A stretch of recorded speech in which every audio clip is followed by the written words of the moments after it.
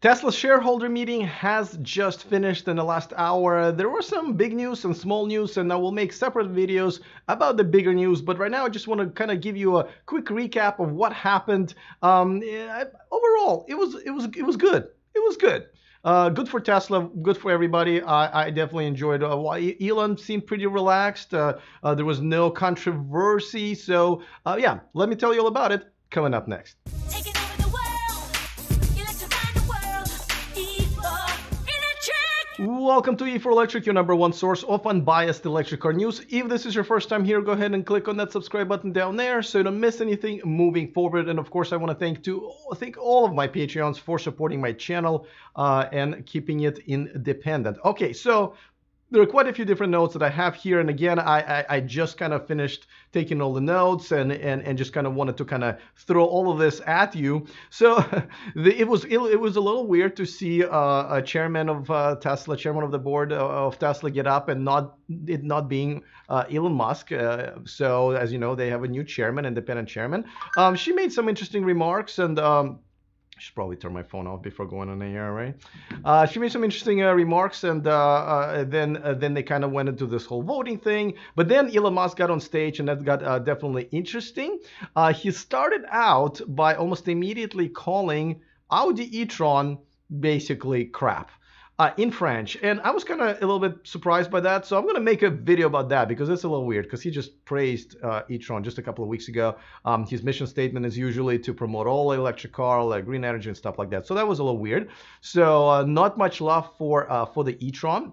But it got a good laugh, and it was a little fun, you have to say. I think there's some good things and bad things about it. So just like I said, I think this will get its own video. But let's move on to the Tesla stuff. You know, he right away mentioned, and obviously there was a lot of love for the Model 3, as I've predicted, as you guys know, I live streamed before the Tesla shareholder meeting, and I definitely said, hey, listen, it's got to be about Model 3 because since the last shareholder meeting, this is huge. What Tesla Model 3 became really a flagship product for the entire electric car movement. And you know, Elon obviously gave some stats, but the one that he wanted to emphasize is that you know, it's an electric car that has the highest revenue in the US, the highest revenue cars in the US, which is, you know, there's so many different records it's beating and so many number one spots that it's getting, that is definitely great. And you know, and this is obviously a challenge to the rest of the automakers, especially the legacy automakers, saying, hey, listen, you know, you guys complain that you cannot make money on this car, that, you know, revenues are not there. Well, look, we're doing it. So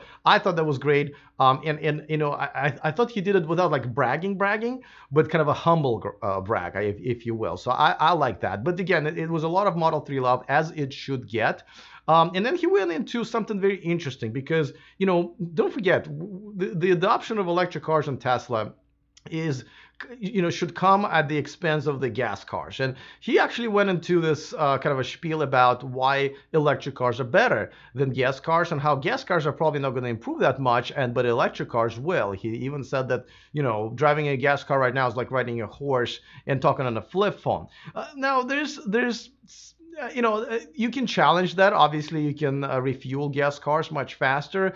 They're cheaper. You can buy, you know, gas cars at very, very cheap. The lease prices are usually better and stuff like that. But we're getting there. Overall, we're getting there. I think he was mainly also trying to make a point that, you know, if you're buying a car for the next 3 or 5 years, so by the time that 3 or 5 years come, you look like a smart man or a woman. So but I like that. I like that he was kind of targeting the gas car drivers and sending the message to them and saying, hey, listen, we're getting really, really, really good, and we're much better than you driving right now. So definitely very cool. Now there was another moment that I'm not really sure, like I've browsed some of the other sites, electric car publications and stuff like that, and I don't think anybody noticed, but let me tell you something that I've noticed that is a bit of a concern about JB. And before that, let me remind you that this video and this channel is sponsored by Byton.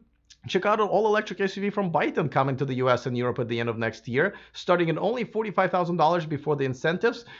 Join myself and more than 50,000 people now who have reserved one, and it's cost $0. About 60 seconds took me to reserve one, so if you haven't yet, go to the description of this video and reserve your Byton today.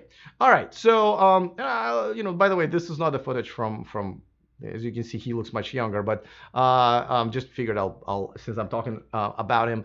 So JB got on stage. Elon invited JB on. And Drew on stage, and Drew's been with the company for about 14 years. And JB said, "Well, this is my right hand man." And right away I thought, there are rumors that JB has not been around as much, and there's some truth to it. But he could also be working on other projects or secret projects when he has to be in a different location and stuff like that. But it did start rumors that JB may be starting to think about slipping out. And the fact that he introduced his right hand man at this shareholder meeting, probably is going to fuel those rumors, right? Because every time, people introduce their proteges, that means like, hey, this guy may be next me. So I noticed that. So he introduced that. It was a lot of love in the room, and it was great. It was pretty cool. But that's where I got from that.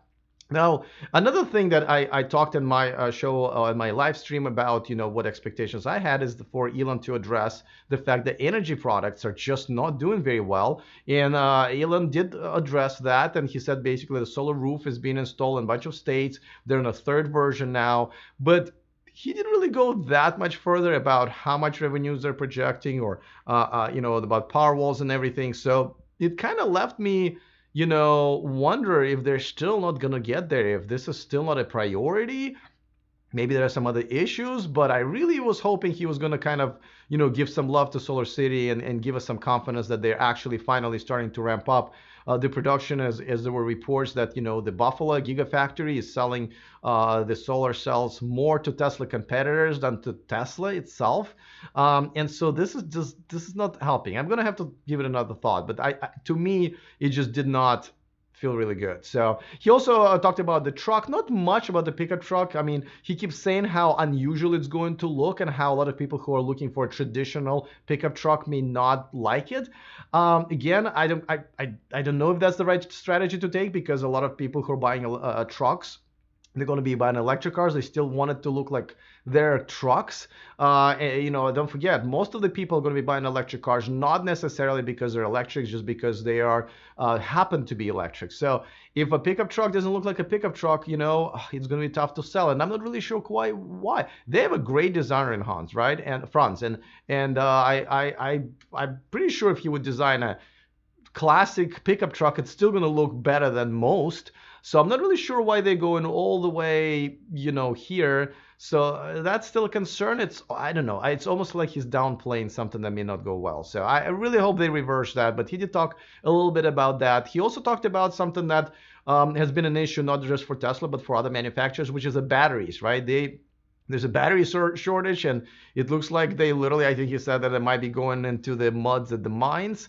I hope they figure it out. It looks like if they were just to start producing Model Y like today, they would just not have enough batteries. So that's been addressed. But at the same time, I don't think he offered a particular solution. He just said it's an issue, and it's a good problem to have, but it's a concern. Obviously. So he also talked about the insurance. He basically said that they are moving forward with it, but they're I think they're in the middle of a small acquisition, as they call it. And as soon as that clears, and they also need to write some software, I guess, for the cars, I'm assuming for monitoring.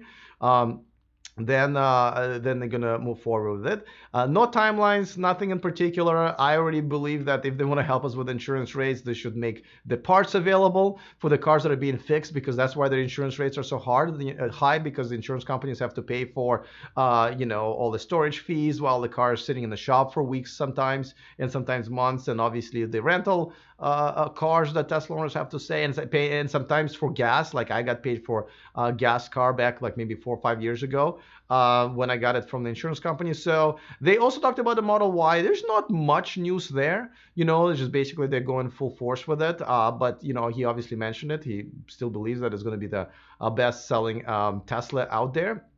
And he also, there were some interesting issues that he was addressing as far as, so I should probably mention, obviously, there was a lot of love for autopilot and all the advances that they have made, and, how they're moving forward with everything, and things are going to be very autonomous very soon. But they are considering having the ride-sharing service launch maybe a little bit earlier, when it's kind of supervised. I forgot what the word that he used, but it's basically they might launch it earlier than when the cars are fully autonomous, which I think is actually a pretty cool idea. I'd be behind that.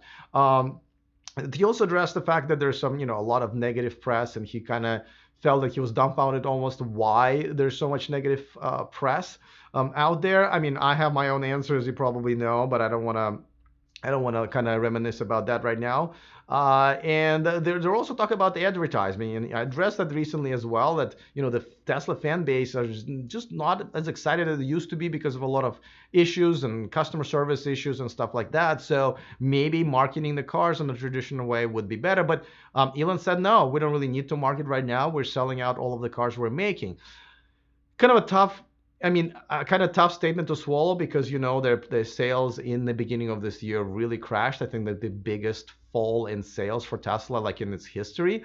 So it's kind of hard to argue that you're selling so well that you don't need advertisement. I bet they could help some good advertisement. He did say that they would consider doing advertisement to maybe offset the negative notion in the media that there's out there. But then he also said, well, I guess they just don't want to attract as much attention, even more attention to it than it already has been. So I guess he's just kind of still thinking about it, which is great. I think that the media, the relationship that Tesla has with media is bad, and it's mainly actually Tesla's fault. Media will be critical, and media has been critical of different brands, but I think Tesla has taken such a really defensive and just negative stand. I mean, even channels like myself, or I'm a tiny little fish here, right?